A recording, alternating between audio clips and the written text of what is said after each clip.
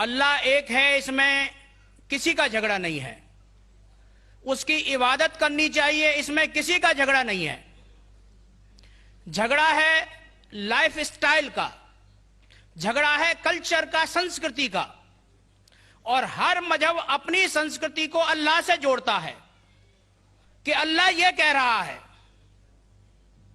کیا اللہ ٹائم پر نئی نئی باتیں کہتا ہے، یا پرانے ٹائم میں جو کچھ کہہ دیا گیا ہے وہی سچ ہے، یا آگے فیوچر میں کچھ اور نئی باتیں بھی کہے گا؟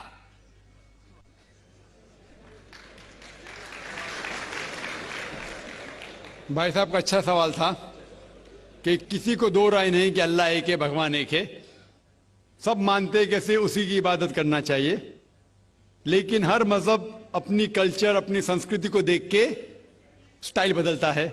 تو اللہ تعالیٰ جو پہلے کہہ چکا وہ ابھی بھی سیم ہے کہ ٹائم پہ بدلتا ہے.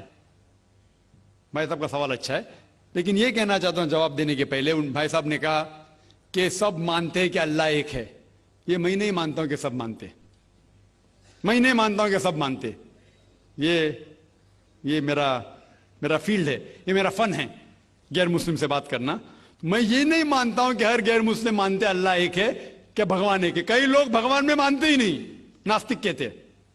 اور جو لوگ کہتے بھگوان میں مانتے ہیں، ہر کوئی ایک میں نہیں مانتا.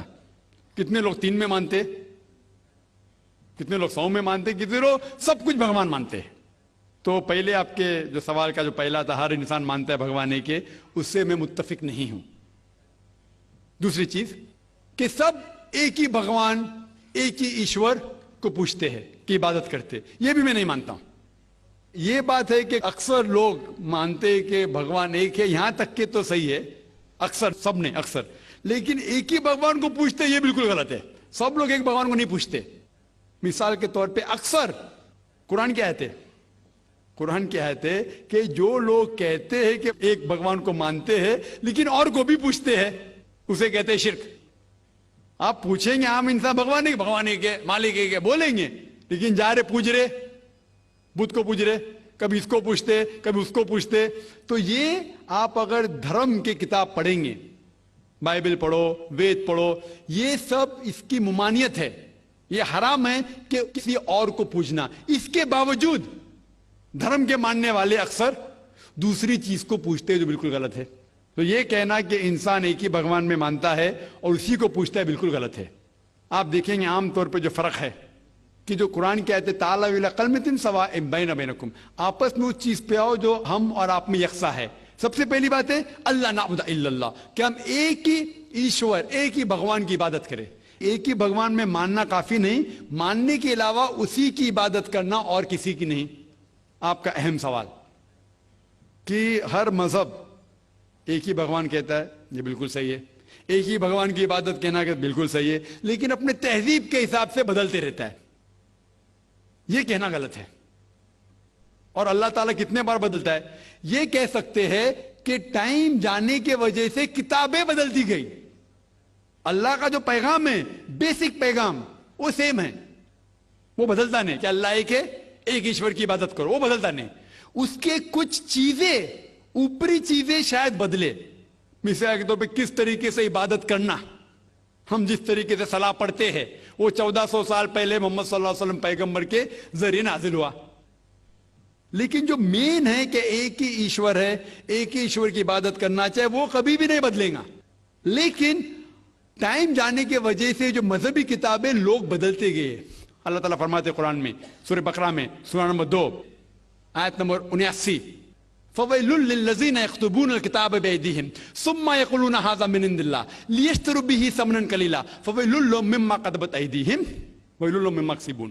اس کی معنی ہے کہ لعنت ہے وہ لوگ پہ جو لوگ کتاب اپنے ہاتھ سے لکھتے ہیں اور کہتے ہیں اللہ کی طرف سے ہے. لعنت ہے ان کے اوپر جو کماتے ہیں، اور لعنت ہے ان کے ہاتھ کے اوپر. تو اللہ تعالیٰ فرماتے ہیں کہ کتابیں بدلی گئی ہے. تو جتنے مذہبی کتابیں ہیں آج کی تاریخ میں، ساری قرآن مجید کو چھوڑ کے، ولیم مور ایک کرٹک ہے، اسلام کے خلاف کتاب لکھتا ہے، بہت شدت سے اسلام کے خلاف ہے. ان نے لکھی تھی 200 سال پہلے کہ شاید ایک ہی مذہبی کتاب ہے جو پوری پاک ہے 1200 سال تک کے، وہ ہے قرآن. تو ایک ہی کتاب جو محفوظ ہے. کیوں؟ اللہ سبحانہ و تعالیٰ کہتے ہیں قرآن میں سورہ ہجر میں سورہ نمبر 15 آیت نمبر 9 میں کہ میں نے قرآن نازل کیا ہے اور میں اس کی حفاظت کروں گا. جتنے پہلے کتابیں آئے وہ وقت کے حساب سے بدل دیے اور اللہ سبحانہ و تعالیٰ نے اسے محفوظ رکھنے کی ضرورت سمجھا ہی نہیں. کیوں؟ کیونکہ جتنے پیغمبر محمد صلی اللہ علیہ وسلم کے پہلے آئے وہ پیغمبر صرف اپنی قوم کے لیے آئے اور کچھ وقت کے لیے آئے, تا قیامت تک نہیں. عیسیٰ علیہ السلام صرف یہود کے لیے آئے, موسیٰ علیہ السلام اس وقت کے لیے آئے. جتنے پیغمبر آئے اپنی قوم کے لیے آئے اور کچھ محدود وقت کے لیے آئے, ایک قوم کے لیے آئے.